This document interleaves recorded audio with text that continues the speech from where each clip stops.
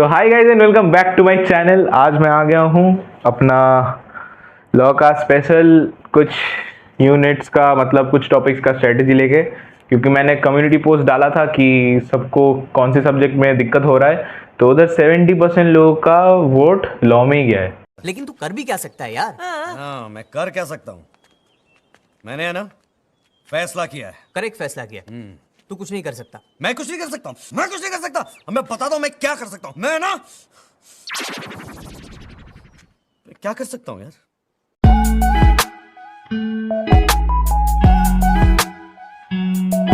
So I have written down few topics जो पढ़े बिना तुम जा नहीं सकते। उधर जाओगे तो भाई कुछ गलत ही हो जाएगा। बस ये कर लिया तो तुम्हारा ऑलमोस्ट 50+ तो कंफर्म है, अगर तुम्हारा राइटिंग प्रैक्टिस अच्छा है तो राइटिंग प्रैक्टिस सबसे इंपॉर्टेंट है, वो मत भूलना भाई।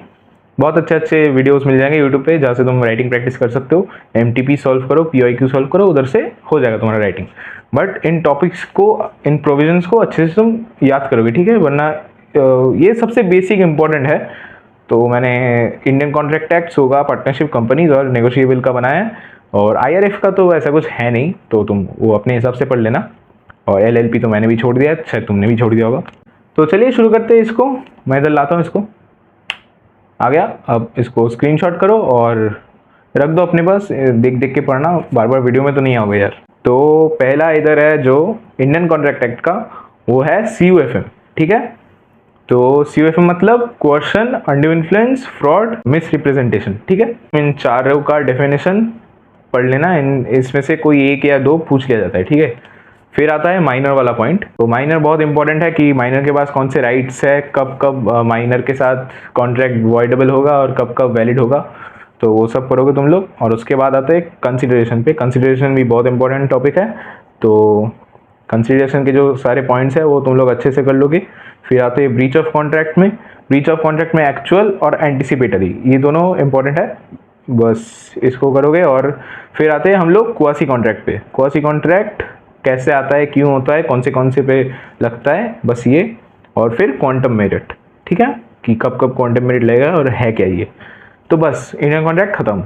आई नो कि बहुत बड़ा चैप्टर है, बट देखो जो सबसे ज़्यादा मोस्ट फ्रीक्वेंटली आस्क्ड है, तो मैंने वही सब जॉट डाउन किया है। इनमें से ही शायद इन 6 में से शायद 3 या 4 अभी एग्जाम में देखने को मिल जाए इस बार, ठीक है? तो इन 6 को अच्छे से पढ़ लेना।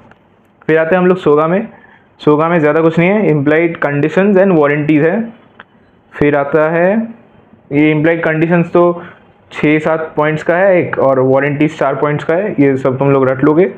और फिर है अनपेड सेलर। अनपेड सेलर का तुम कि कौन कौन हो सकते हैं, कैसे होते हैं, और फिर इनके पास क्या राइट होता है, right of लियन, stoppage in transit, और फिर राइट टू रीसेल एक होता है, वो तुम लोग सब रट के समझ लोगे अपने हिसाब से, ठीक है?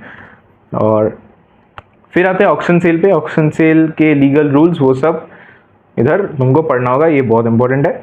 बस होगा खत्म, ठीक है? अब आते हैं पार्टनरशिप पे। पार्टनरशिप में पार्टनर के राइट्स और ड्यूटीज दोनों बहुत इंपॉर्टेंट है। फिर है टाइप्स ऑफ पार्टनर्स, ठीक है, एक्टिव, स्लीपिंग, नॉमिनल और पार्टनर इन प्रॉफिट्स ओनली, बस। और फिर आते हैं dissolution with and without court, ठीक है? तो ये दोनों बहुत इंपॉर्टेंट है। विथ और विदाउट कोर्ट वाला ऑलमोस्ट हर अटेम्प्ट में आता है, तो ये तो करना ही, जो बोलना वही करना, ठीक है? कुछ गलत नहीं बोल रहा हूँ भाई, इतना सा करोगे फिर 50+ कंफर्म है, ठीक है? और अच्छे से बस लिख के आना।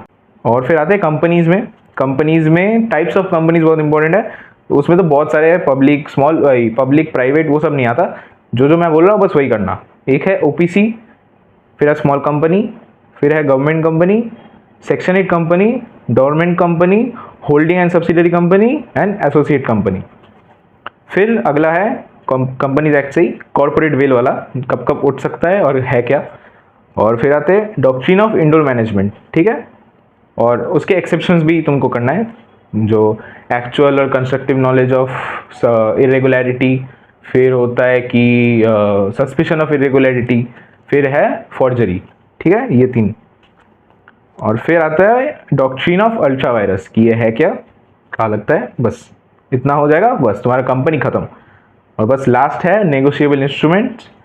इसमें इंपॉर्टेंट है सेक्शन 138 चेक का, क्लासिफिकेशन ऑफ इंस्ट्रूमेंट्स, की ambiguous instrument, inchoate instrument, foreign, inland, ये सब, बियर और पेबल, वो सब, ठीक है? और फिर लास्ट है रूल्स ऑफ कंपनसेशन, बस लॉ की चिंता खत्म, टाटा टाटा लॉ। हाँ तो भाई देखो यार, टफ नहीं है, ठीक है। अब तुम लोग कुछ ऐसा सोच के शायद एग्जाम देने जा रहे हो कि भाई जून में तो 14% आया, अब तो भाई सितंबर में पक्का 28-30% आएगा। क्यों नहीं हो रही पढ़ाई? एग्जाम बगल में आ गया, लाइफ में कुछ करना है अगर ऐसा है। अभी क्या हुआ है, अभी साल में 3 करके अटेम्प्ट हुआ, ठीक है। तो पहले क्या होता था, 50% एग्रीगेट में इंस्टीट्यूट को निकालना होता था, ठीक है, एक साल में फाउंडेशन का। तो वो लोग क्या करते थे, एक में 28% ले आए, एक में 22% ले आए, तो एवरेज मिलके 50% बच्चे पास करते थे, ठीक है, पूरे साल में। अब तो 3 अटेम्प्ट हो गए ना, अब क्या होगा, अब वही 50% को ही वो लोग बाई 3 करेंगे।